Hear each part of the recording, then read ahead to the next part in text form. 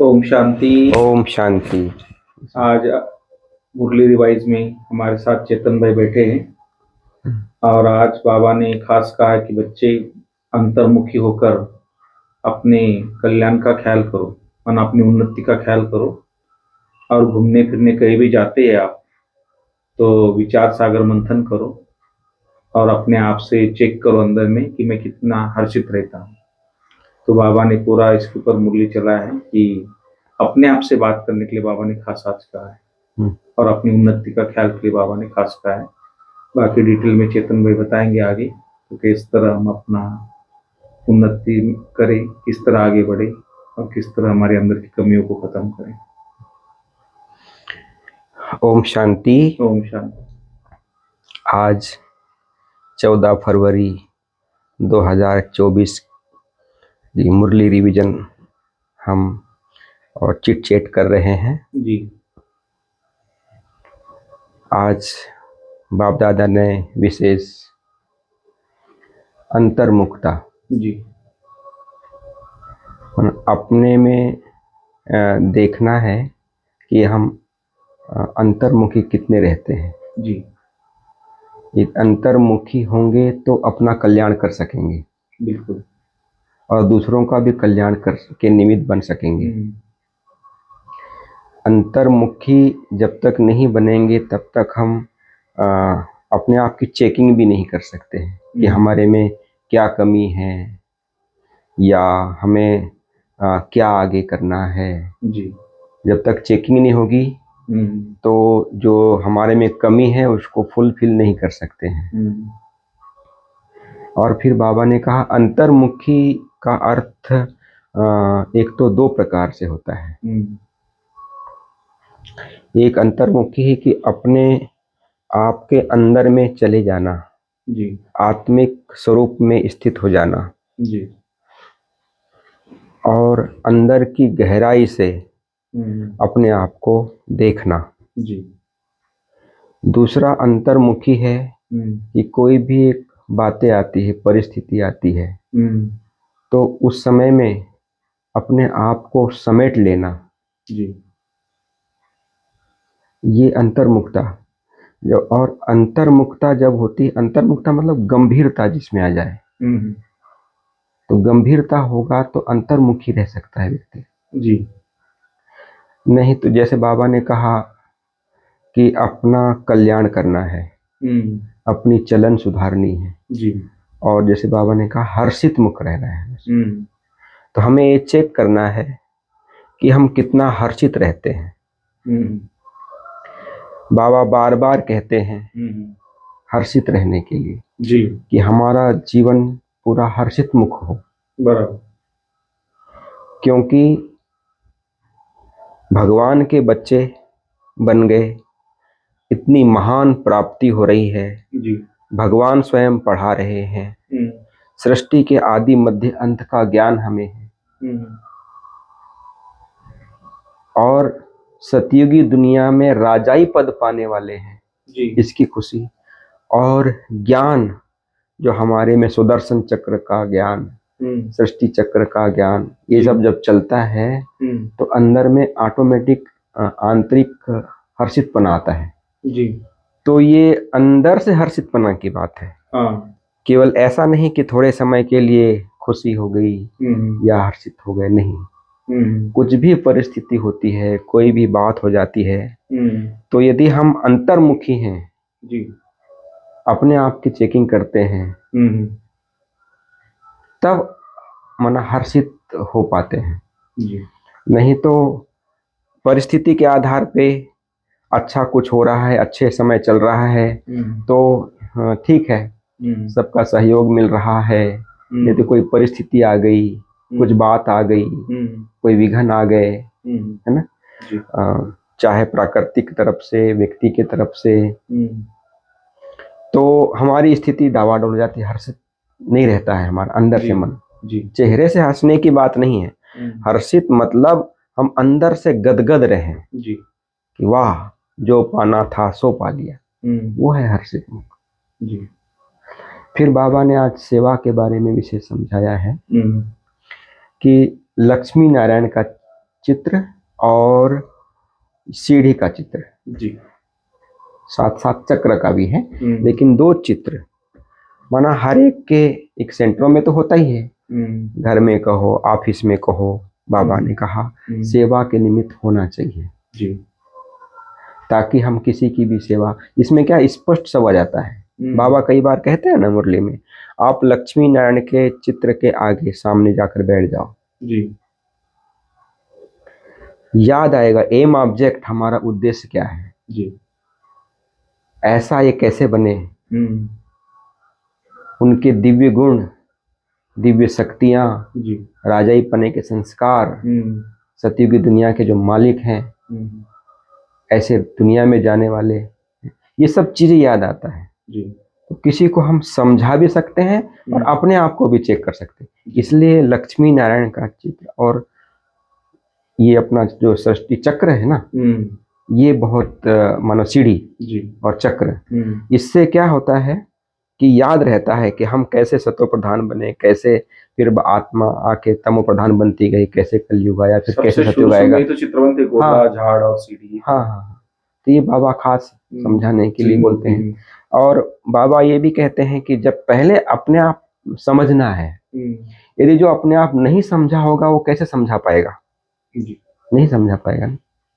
तो इसलिए अपने आप को समझना है, चाहे ज्ञान को, चाहे अपने ओरिजिनल स्वरूप को, बाबा के सत्य स्वरूप को, तब हम दूसरों को रियल उस बात को समझा सकते हैं। नहीं तो बाबा कई बार कहते हैं कि कई बार समझाना नहीं आता है तो डिससर्विस भी हो जाती है। कल भी बाबा ने कहा था कि मेरी ये नहीं आता है तो बड़ों को बुलाना चाहिए, है ना। आज भी बाबा ने कहा कि ब्रह्मा कुमारी यदि आकर ज्ञान समझाती है बहन तो उसका ज्यादा अच्छा असर होता है जी। तो कहने का मतलब ये है कि सर्विसेबल बनना है तो पहले अपने आप को समझना है, फिर दूसरों की सेवा करते हैं तो उसमें सेवा का फल मिलता है, सफलता मिलती है जी। फिर बाबा ने कहा कि सत्व प्रधान बनने की मेहनत करनी है, क्योंकि अभी दुनिया में तमो प्रधानता बहुत है जी। तो एक मेहनत, वैसे तो बाबा कहते हैं कि अपना जीवन, वैसे ज्ञान भी बहुत इजी है, सरल है ज्ञान जी। इतना सहज राज्यों कहा जाता है ना, लेकिन मेहनत एक याद की है, सत्व प्रधान बनने की है जी। उसका ओना रहना चाहिए, तब हम उस चीज को कर पाते हैं। यदि उस चीज की वैल्यू नहीं रहती है तो उसमें हम मेहनत नहीं कर पाते हैं। तो हमें क्या बन रहे हैं उसकी मेहनत जी। फिर बाबा ने कहा कि अपने को लायक बनाना है, चाहे सेवा के लायक, योग के लायक जी, समझाने के लायक जी, सतयुग की दुनिया के लायक, लायक बनना है और बनाना है दो जी। तो उसके लिए बातचीत करने का मैनर्स भी मतलब सीखना है। बाबा चलन भी कैसे हम चलें वो भी बाबा हम बच्चों को सिखाते हैं जी। इसके लिए जो चलते फिरते कर्म करते जो चक्र का नॉलेज है, सुदर्शन चक्र का नॉलेज है, वो हमारी बुद्धि में घूमता रहे, आज बाबा ने खास याद कर, तब हम मतलब उस चीज को हम प्रैक्टिकल अपने जीवन में ला सकते हैं। देवी गुण भी उसके आधार पे आते हैं, कैरेक्टर्स भी हमारे सुधरते जाते हैं। तो कहते हैं कि भाई जैसे बाबा कहते हैं कई बार कि भगवान एकदम साधारण रूप में आया है जी। तो कई बच्चे बाबा के समय भी जो साकार बाबा थे और अभी भी उस जो साधारण स्वरूप को नहीं पहचान पाते हैं। तो आज बाबा ने मुरली में भी कहा कि बाबा कहते हैं कि भाई यहाँ जाओ सेवा में, यहाँ जाना है, वहाँ जाना है। तो कई बार बच्चे कहते हैं कि बाबा गर्मी है, यहाँ तो सर्दी है, बाबा को जवाब कौन बोल रहा हो नहीं समझते, उनके अंदर में कौन बात कर रहा है। देखो तो साधारण रूप में आए हुए जी शिव बाबा को पहचानना, समझना, जब तक हम पहचान नहीं है, निश्चय नहीं है, तब तक हम कैसे श्रीमत पे चलेंगे। जैसे मम्मा का पूरा निश्चय था। हाँ, बाबा जो बोले हाजी जी, हाँ जी। तो बाबा की श्रीमत को जैसा माना यथार्थ समझकर हमको उसमें जो भी कहे ना, जो हुक्म चलाए रहा, जैसे वो दीदी कहती थी ना, और जैसे मम्मा कहती थी बाबा ने कहा और वो करना ही है, उसमें सोचना नहीं है, उसमें कोई ऑप्शन नहीं। मम्मा को बाबा ने एक बार कहा कि मम्मा ये दीवार आज गिर जाएगी, बाबा ने कहा तो मम्मा ने कहा हाँ बाबा गिर जाएगी। इतना निश्चय है कि बाबा ने कहा, मतलब एक उनको ये था ना, अंदर से ऑलमाइटी अथॉरिटी इनके अंदर बैठा है। हाँ, हमेशा वो वही रहता था उनकी बुद्धि में कि बाबा नहीं, ऑलमाइटी बोल रहा है। उनकी निश्चय था पूरा। ये हमें बहुत निश्चय बुद्धि होकर रहेंगे, तब बाबा की श्रीमत को हम पालन कर सकेंगे, बाबा के ज्ञान का वैल्यू को समझ सकेंगे जी। तो इसलिए बाबा ने कहा ये जो समय है अपना सतयुगी दुनिया से भी वैल्यूबल समय चल रहा है। बिल्कुल। और हमारा जीवन भी वैल्यूबल है बहुत जी, क्योंकि यही समय है सतयुगी दुनिया बनाने का, सतयुगी दुनिया में जाने का पुरुषार्थ करने का। सतयुगी दुनिया में तो प्रारब्ध है जी, यहाँ पर ही, तो इसलिए वैल्यूबल जीवन है। कई बार बाबा कहते हैं ना, इस शरीर को भी संभालना है जी। ये ना हो कि भाई नहीं चलेगा, कैसे भी खा लिए, कैसे भी रह लिए, नहीं, हमारा जीवन बहुत बहुत वैल्यूबल, इसलिए चलन बहुत रॉयल होनी चाहिए। लोग एक 10 लाख की गाड़ी लेते उसको कितना संभालते। हाँ। और ये तो करोड़ों की है, कई करोड़ों की, और इसमें भी संगम की है। हाँ। कल पूरे क्लब का इसमें बनाना है अपने को, प्रारब्ध, इसको कितना ध्यान रखना है। सही बात। जैसे बाबा ने कहा, दुनिया में कहते हैं कि भाई शास्त्र पढ़ना जी एक ज्ञान है, और भक्ति ये माना पूजा पाठ करना ये भक्ति है, भक्ति को हाँ भक्ति कहें, और शास्त्र पढ़ने को ज्ञान कहा जाता है। लेकिन ज्ञान बाबा ने कहा है जो सदगति दे दे, दुनिया के हिसाब से नॉलेज है, स्वयं का भी सदगति हो, दूसरों को भी सदगति का, सत्यता का राह बताए, वो सत्य ज्ञान। हाँ, इसलिए बाबा ने कहा कि ज्ञान को समझना बहुत बहुत आवश्यक है, और यदि ज्ञान को नहीं समझ पाते हैं, सदगुरु का बनकर सदगुरु की निंदा कराते हैं, तो सदगुरु का निंदक ठहर ना पाए। इसलिए बाबा ने कहा अपने ऊपर पहले रहम करना है जी। अपने ऊपर रहम करेंगे तब देही अभिमानी बनेंगे। आज बाबा बहुत विशेष बात कहा। तो अब 3 दिन से दिया मैंने मुरली थी सुना। हाँ। 3 क्या, 1 हफ्ते से चल रहा है। सही से कई बोलता है कि आत्माभिमानी भो, वरदान देता है, फिर दयाभिमान भो, फिर विधि आज बोला सुना। कल विधि बोला था, फिर आज बोला, फिर दयाभिमान। तो माना वो बाबा ने पूरा पहले समझा कि आज उसका राज बताया कि कैसे बनेंगे। तो बाबा ने ये भी कहा कि ये यज्ञ है, इसमें यज्ञ कोई भी दुनिया में भी रचते हैं या यज्ञ, उसमें विघ्न शास्त्रों में भी दिखाया जाता है कि विघ्न पाएंगे। तो इस यज्ञ में भी बहुत विघ्न आए और आते ही रहते हैं। तो यज्ञ के विघ्न ना आए, इसके लिए सच्चे बाप के साथ सच्चा रहना है, और संपूर्ण निश्चय के साथ इस यज्ञ को पूरा, जैसे कहते हैं ना स्वाहा करते हैं ना, उसमें जौ तिल है ना, तो इसमें हम जब तक अपने विकारों का, अपनी कमियों का स्वाहा नहीं करते हैं, तब यज्ञ की नहीं, यज्ञ रक्षक बनना है जी। तो इसलिए, और फिर बाबा ने कहा कि भाई सच्चे बाप के साथ सच्चे रहना है सदा जी, तब हम सर्विस कर सकेंगे। सर्विस करना कोई मासी का घर नहीं है, बाबा ने इसलिए कहा क्योंकि कई बार कई कच्चे बच्चे सर्विस के नाम से डिसर्विस भी कर देते हैं, समझ नहीं पाते, वो समझते हैं सर्विस कर रहे हैं जी, लेकिन इसको भी बहुत थोड़ा अंदर से देखना है, मतलब कि भाई हम जो सेवा कर रहे हैं उसका रिजल्ट कहाँ है, यथार्थ स्थान पे हमारा सब कुछ हो रहा है नहीं हो रहा है जी जी। तो बाबा ने कहा ये बुद्धि में हमें रहे कि हम स्वयं भगवान के स्टूडेंट हैं जी। ये हमारी बुद्धि में, जैसे कल बाबा ने कहा था हम भगवान के बच्चे हैं, यह याद रहे, तब नाम बाला होगा जी। नहीं तो जैसे दुनिया में भी कहते हैं ना, पढ़े हुए के आगे जो है अनपढ़े भरी होते हैं। तो ऐसे तब हमारा जो जीवन है बहुत ऊंच बनते जाएगा। फिर बाबा ने कहा जैसे रहमदिल बनते हैं, रहमदिल के बारे में भी आज मुरली चलाया बाबा ने, कि रहमदिल बाप के बच्चे अपने ऊपर जो रहम करते हैं, जैसे कांटे होते हैं ना, कांटों से फूल बने, ये रहम करना है अपने ऊपर। बाप तो रहमदिल है, बाप रहम का सागर भी है, लेकिन जब तक हम अपने ऊपर रहम ना करें तब तक हम दूसरों पर भी रहम नहीं कर सकते।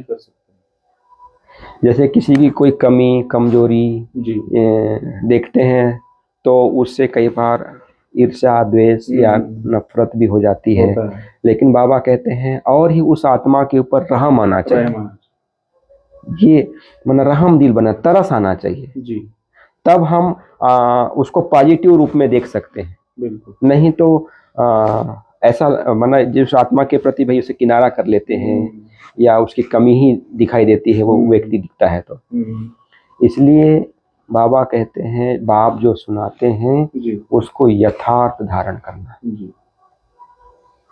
और जैसे बाबा कहते हैं, कहा जाता है कि हे पतित पावन आओ हमको फूल बनाओ, है ना, कहते हैं। तो लेकिन भगवान आकर जब फूल बना रहा है, कांटों से फूल बना रहे हैं, तमो प्रधान सतो प्रधान बना रहे हैं, तब हम उसकी वैल्यू को नहीं समझ पाते हैं, तब हम रहम नहीं कर पाते। और फिर आज बाबा ने बाप, टीचर और सदगुरु ये जो जरूर याद रहना चाहिए कि बाबा हमारा बाप भी है, टीचर भी है, सदगुरु भी है। बहुत अंदर से खुशी रहती है। तो जैसे किसी का बाप टीचर भी होता है ना, तो उनको कितनी खुशी रहती है, नशा भी रहता है कि मेरा बाप टीचर है जी। लेकिन यहाँ तीनों हैं तो कितना अंदर से मतलब खुशी होनी चाहिए। फिर बाबा ने आज वरदान में कहा हलचल में भी हमारी माना दिल शिकस्त ना हो, क्योंकि दुनिया में बहुत हलचल है, तो दिल शिकस्त के बजाय बड़ी दिल, बाबा ने बेहद का ज्ञान दिया है, बेहद की प्राप्ति दिया है हमें, तो कहीं और तो ये नहीं जा सकती है, तो हम छोटा दिल तो हो नहीं सकता है।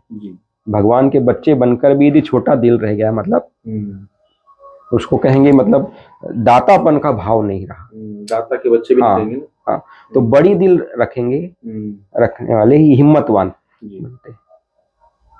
बड़े दिल वालों का सब कुछ भरपूर भी रहता है, हाँ, खुश भी रहता है।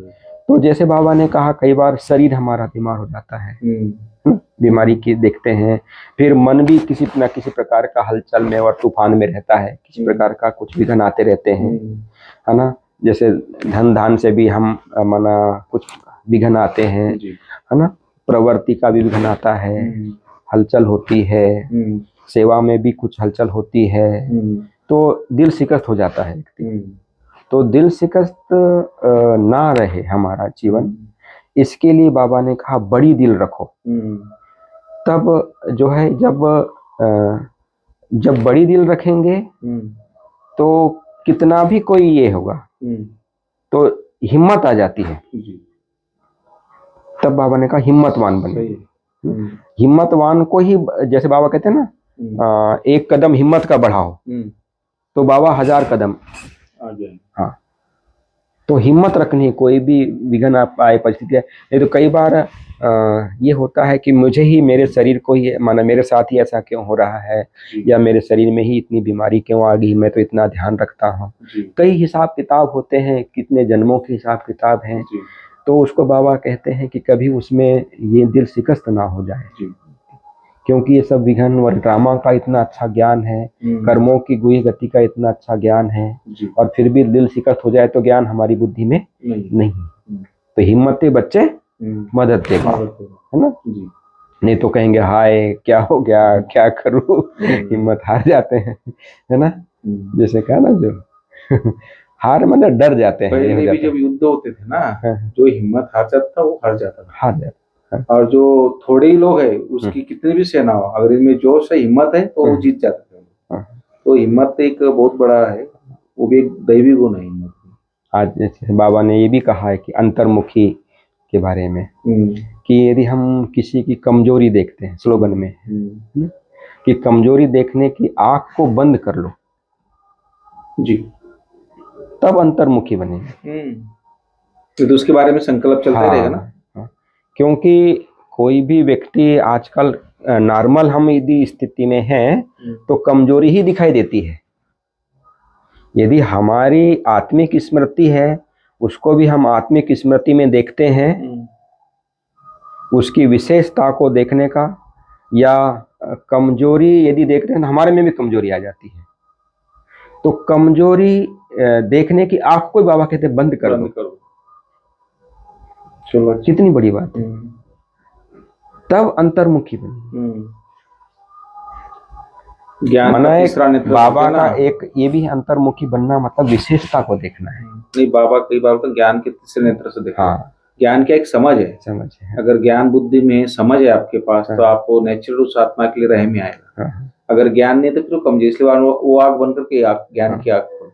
क्योंकि आज बाबा ने ये भी कहा कि भाई जैसे बाबा तो ये माना 68 69 इसकी मुरली है ना, ये 69 के पहले की, उस समय में एरोप्लेन वगैरह बिजली नई नई निकली होगी, तो बाबा ने इन्वेंशन, तो बाबा ने ये भी कहा कि भाई उस समय में जब ये शुरू में निकला, अभी तो बहुत साधन निकल गए हैं, तो कई यहाँ के कलयुग वाले भी समझते हैं कि हम तो बड़े स्वर्ग में हैं, सुख में हैं, महल आदि है, हमारे लिए तो ये स्वर्ग है, कहाँ जाना जी देखना।